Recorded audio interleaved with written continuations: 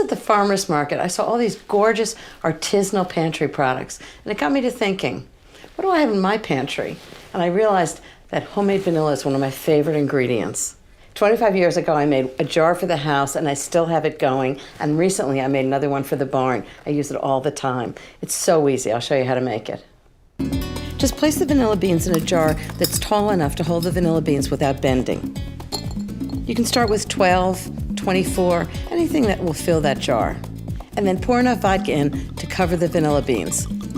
It'll take about a bottle of vodka, maybe a bottle and a half, depends how big your jar is. Let the jar of vanilla beans sit at room temperature for at least a month, but it's even better for 6 months. And at this point, you'll have two things. The vodka will have become vanilla extract, which is fantastic. But the other thing is, if you snip off the end of one of the vanilla beans and squeeze out the seeds, you can use that for whatever you're making. It'll give all your recipes that use vanilla fabulous flavor, and also you'll see those little flecks of vanilla seeds, so everybody will know it's vanilla.